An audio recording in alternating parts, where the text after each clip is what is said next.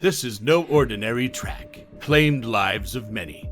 And the track infamously called as Green Hell, not just any road, but the crucible for testing the mightiest of automobiles, the world's supercar testing ground, and paradoxically, a racetrack so perilous that Formula One itself had to ban the track. Welcome to the Nürburgring, a name synonymous with automotive prowess, and home to one of the world's most iconic racing circuits. This is Motorsport Junkie, and join us as we embark on this journey. We will unravel the rich tapestry that is the Nürburgring, tracing its origins, navigating through the twists and turns of its history, and deciphering the challenges that have shaped it into the legendary Green Hell. A century ago, as Germany was establishing itself as a dominant force in the automotive world, a French victory in the 1904 German Cup race dealt a blow to national pride. Recognizing the need for a dedicated testing ground, German carmakers conceived a plan to construct a circuit nestled in the Eifel Mountains, a place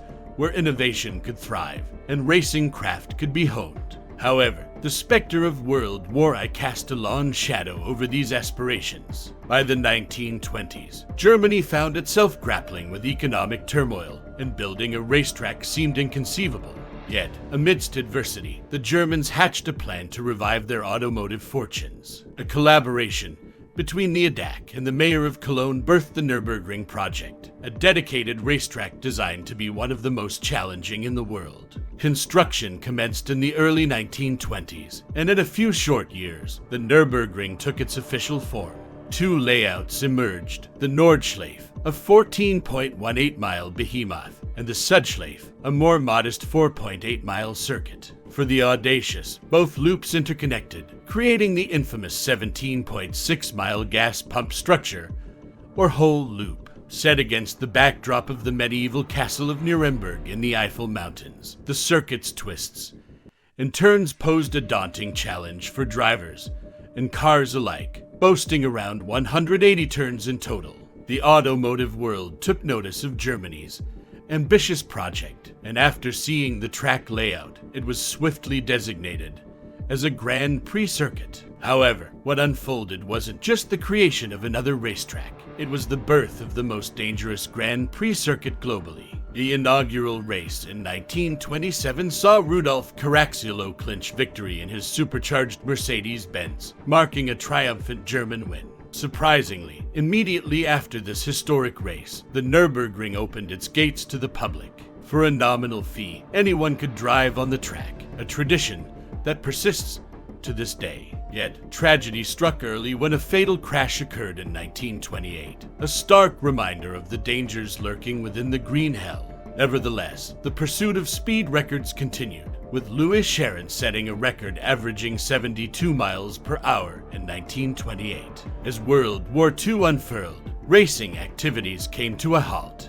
It wasn't until 1947 that racing returned to the Eifel Mountains. By 1951, the Nürburgring had joined the Formula One calendar, hosting the German Grand Prix on the Nordschleife. However, the treacherous nature of the track and the increasing speeds of F1 cars led to safety concerns. Efforts to modify the track's layout proved insufficient, and the 1970 F1 Grand Prix was cancelled. Safety improvements followed, but by 1976, the decision was made to end F1 races on the Nordschleife due to safety concerns and escalating costs. The 1976 Grand Prix, marked by Niki Lauda's fiery crash, became the last F1 race at the Nürburgring Nordschleife. The circuit, like many others covered in motorsport stories, became too dangerous. F1 cars grappled to navigate its twists and turns. The surface was bumpy, especially on high-speed straightaways. Corners were sharp and overwhelming. Some turns were even blind. Compounding the challenge was the fact that F1 cars were getting faster with each passing year. Many began to view the Nürburgring as an unpredictable track, and the rising number of fatalities lent weight to that perception. Race organizers attempted adjustments, such as introducing a chicane to the Horn-Ran straightaway in 1967. But these efforts proved insufficient. In 1968, after winning in challenging fog and rain, Sir Jackie Stewart dubbed the track the Green Hell, a moniker that would forever haunt the Nürburgring.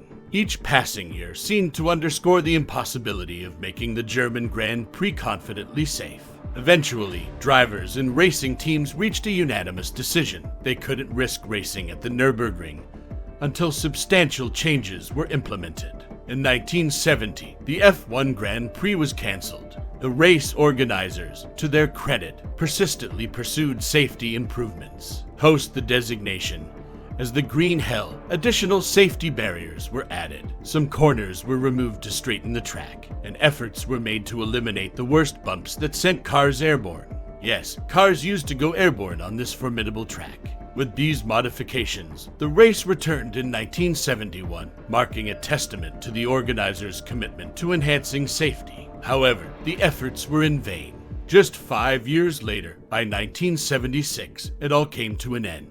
Despite ongoing safety enhancements, the escalating costs of maintaining the track became untenable. The sheer size of the Nordschleife demanded 5 times as many marshals and medical staff as any other Grand Prix on the schedule. TV coverage was a logistical nightmare, with network blind spots causing fans to miss crucial parts of the race. The announcement resonated through the motorsport world. The 1976 Grand Prix would be the last F1 race on the Nordschleife. The final race, held in 1976, would etch the hellish nature of the Nürburgring into the collective consciousness forever. Niki Lauda, the reigning F1 champion, and the fastest man around the Nürburgring with a lap record of 6 minutes and 58 seconds set the previous year, faced a dilemma on the day of the race. Relentless rain and thick fog enveloped the track. Lauda, hesitant and rightfully concerned about the harsh conditions, advocated for a boycott at the drivers' meeting.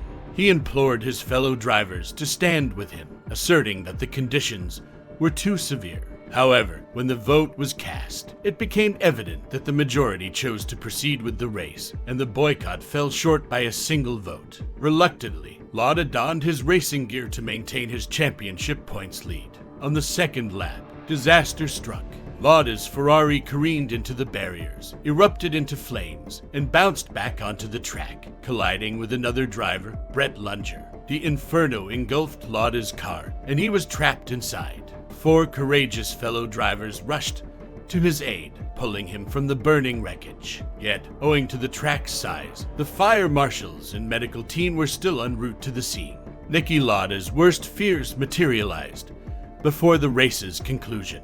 Airlifted to a hospital, he battled for his life for days. Miraculously, he survived, but the incident became the proverbial final nail in the coffin for the Nordschleife. The track, deemed too vast and too expensive for a Grand Prix, was also, as Niki Lauda tried to emphasize, too dangerous. The 1976 Grand Prix became the swan song for F1 races at the Nürburgring Nordschleife. In response, the Germans devised a plan for a new circuit designed explicitly for Grand Prix racing, the GP Streck. Constructed in 1984, it aimed to offer excitement with reduced danger. Despite Ayrton Senna's victory in the inaugural Race of Champions, long-term agreements couldn't be reached, and Hockenheim secured the German Grand Prix contract. The Nürburgring GP Streck found redemption in 1995, as interest in motorsport soared with Michael Schumacher's success. The race, initially named the European Grand Prix, marked a triumph for the Nürburgring. Despite subsequent challenges and changes in nomenclature, the Nordschleife maintained its significance, hosting various races and remaining a benchmark for sports car development. Beyond being a testing ground for German automakers, the Nordschleife attracted global manufacturers, with iconic cars setting lap records. The Nürburgring, initially envisioned to boost the local economy, became the people's racetrack and continues to welcome racing enthusiasts to this day. All in all, the Nürburgring stands as a revered institution for car enthusiasts worldwide, transcending its origins as a solution to economic challenges to become an enduring symbol of automotive excellence. The legacy of the Green Hell persists, and the Nürburgring remains hallowed ground for anyone and everyone that loves cars. Thank you for joining us on this journey, and stay tuned for more automotive adventures.